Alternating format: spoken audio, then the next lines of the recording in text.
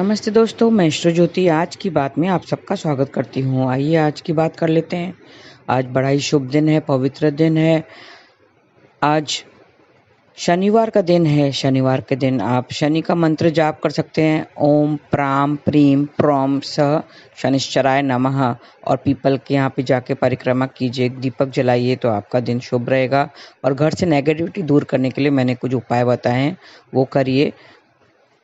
सेंधा नमक और फिटकरी का, तो आपके सब नेगेटिविटी दूर हो जाएगी। तो पहले वास्तु से शुरू करते हैं, फिर आज की खास बात ले लेंगे। और कृष्ण कथा में मैं आज का जो एकादशी का महात्म्य बताऊंगी। वास्तु की बात करें तो उत्तर पूर्व के मध्य में बालकनी या गैलरी बनाएंगे तो वो शुभ होता है। पूर्वमुखी भवन की बात करें, हम कल से मैंने पूर्वमुखी भवन की बात करें, उसमें उत्तर पूर्व के मध्य में बालकनी या गैलरी बनानी चाहिए। पूर्वी या उत्तरी हिस्सा खाली रखना चाहिए, तो आपको शुभ फल मिलते हैं। इससे आपकी संतान की तरक्की सुनिश्चित होती है। मेन गेट के साथ ही अन्य गेट भी पूर्व में खुलने तो शुभ होता है। ऐसा करने से शुभ फलों की प्राप्ति होती है। तो ये थी वास्तु की बातें। अब तिथि और योग की बात कर लेते हैं। एकादशी तिथि आज रात 8:40 तक रहेगी और आज सुबह 11:05 तक इंद्र योग रहेगा। फिर वैधृति योग रख जाएगा। इंद्र योग में राज्य पक्ष के कार्यों में सफलता मिलती है। वैधृत योग में स्थिर काम करें और भागदौड़ वाला काम न करें तो शुभ परिणाम मिलेंगे। आज रात 10:09 तक पूर्व भाद्रपद नक्षत्र रहेगा। पूर्व भाद्रपद नक्षत्र 25वां नक्षत्र है, जिसका स्वामी देवगुरु बृहस्पति है और इसका संबंध आम के पेड़ से बताया गया है। तो आज के दिन आम के पेड़ की पूजा करनी चाहिए और प्रणाम करना चाहिए। और जो जातक पूर्व भाद्रपद नक्षत्र में पैदा हुए हैं, उन्हें आम की किसी भी चीज़ का सेवन नहीं करना चाहिए, जैसे आम का पन्ना, आम रस, आम का अचार, आम पापड़ वगैरह नहीं खाना चाहिए। और पूर्व भाद्रपद नक्षत्र एक पंचक नक्षत्र है, तो आज पंचक है। मैंने बताया था रेवती धनिष्ठा से लेकर रेवती तक 5 नक्षत्र को पंचक नक्षत्र कहा जाता है और पंचक में लकड़ी का काम करने की मनाही होती है। और आज का जो विशेष है, आज वरुथनी एकादशी है। कृष्ण और शुक्ल पक्ष की एकादशी को विष्णु जी के निमित्त व्रत किया जाता है। आज वैशाख महीने की कृष्ण पक्ष की एकादशी तिथि है। वैशाख कृष्ण पक्ष की एकादशी को वरुथिनी एकादशी व्रत का विधान है। तो आज वरुथिनी एकादशी का व्रत किया जाएगा। ये सुख सौभाग्य का प्रतीक है। सुख सौभाग्य का प्रतीक है। आज के दिन व्रत से भगवान विष्णु हर संकट को दूर करते हैं। आज वरुथिनी एकादशी का महात्मा पढ़ना चाहिए, उससे शुभ फल मिलते हैं और आपकी सेहत भी मजबूत होती है। और उनका मंत्र जाप करें, ओम नमो भगवते नारायणाय। ऐसा 21 बार जाप करेंगे तो सारी समस्याएं दूर हो जाएंगी। ये थोड़े से उपाय बता रही हूँ, आप कर लीजिए। आज के निमित्त, आज एकादशी है, विष्णु जी के निमित्त मैं थोड़े से उपाय बता देती हूँ, जो करने से आपको शुभ परिणाम मिलेंगे। दक्षिणावर्ती शंख में जल भरकर थोड़ा सा गंगा जल भी मिलाएं और भगवान विष्णु के विधिपूर्वक पूजा करें। शंख में रखे जल को प्रसाद की तरह ग्रहण करें और गले प्रसाद के ग्रहण करें तो आपकी सारी अनबन दूर हो जाएगी।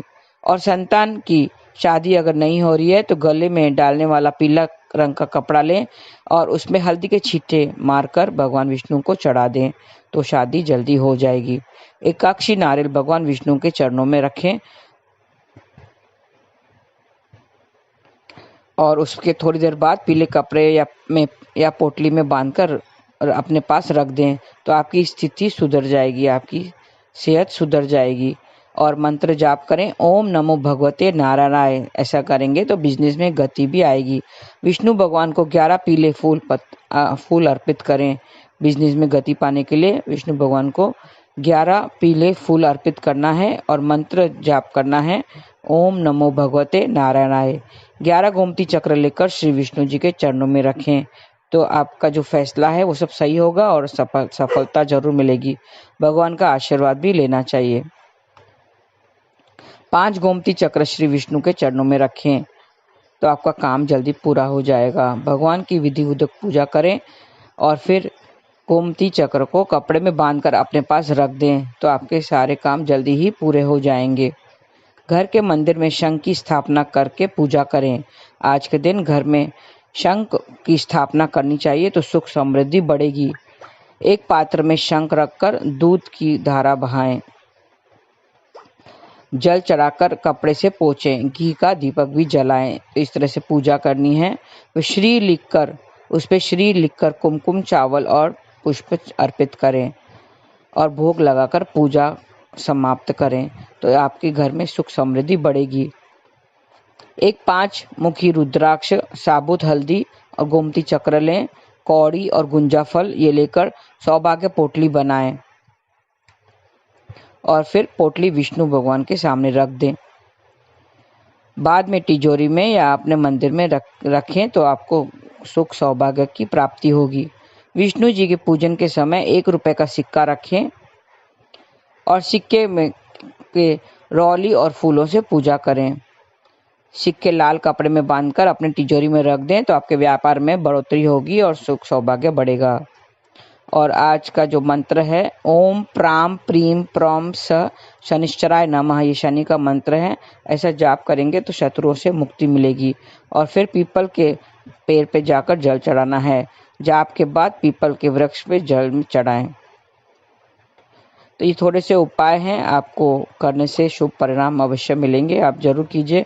आज के दिन एकादशी की तिथि है, वरुथनी एकादशी है, उसके बारे में मैं विस्तार से बता रही हूँ। एकादशी तिथि सृष्टि के पालनहार भगवान श्री हरि विष्णु को समर्पित है।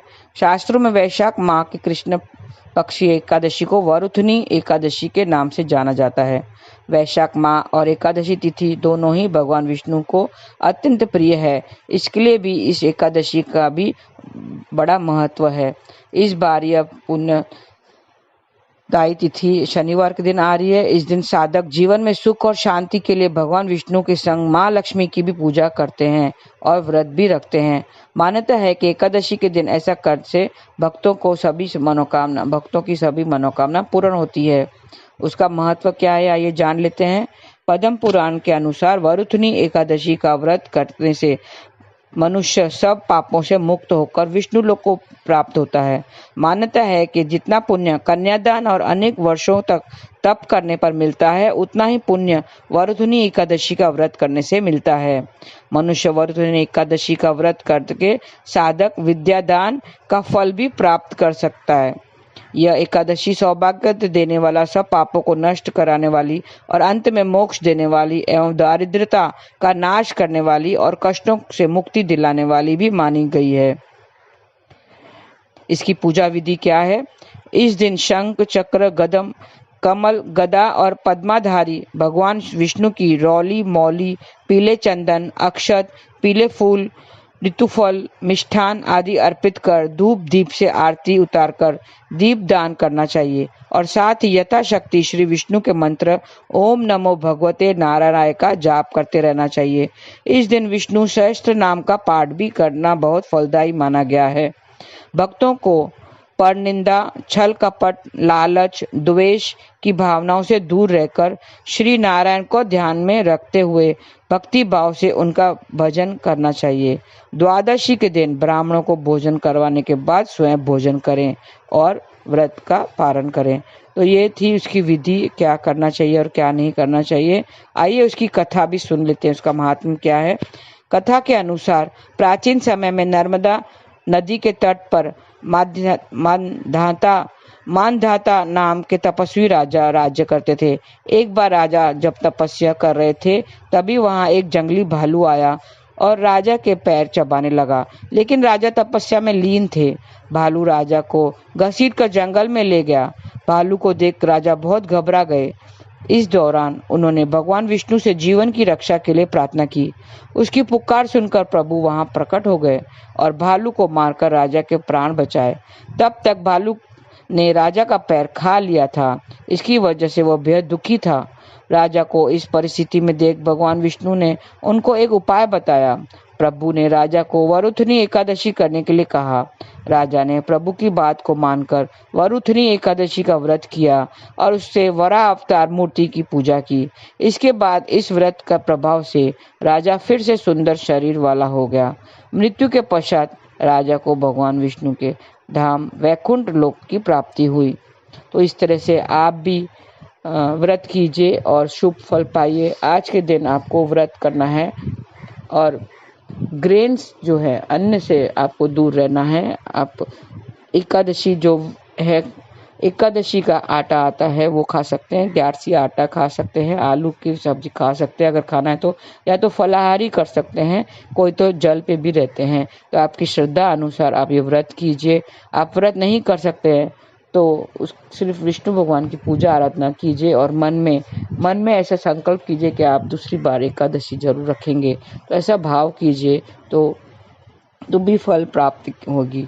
तो ऐसा आप व्रत कीजिए आज के दिन पे, क्योंकि ईश्वर को हमेशा याद किया जाता है, ईश्वर को कभी भुलाना नहीं चाहिए। ये तो हमारे बहाने हैं थोड़े थोड़े दिन के बाद, जैसे एकादशी व्रत होती है, सप्तमी, नवमी, दशमी, ऐसा सब तिथियां आती है जिसपे आप हर एक भगवान को हम करते हैं। जैसे दुर्गा अष्टमी होती है तो नवमी के दिन पे, अब शुक्रवार के दिन पे महालक्ष्मी की पूजा करते हैं। तो इस तरह से पूजा करने से और ध्यान करने से हम जो है सांसारिक जो मोह माया से हम दूर रहकर हम अपने ईश्वर को याद करके ध्यान करके हम शुभ फल पाएंगे और ईश्वर के करीब रहेंगे।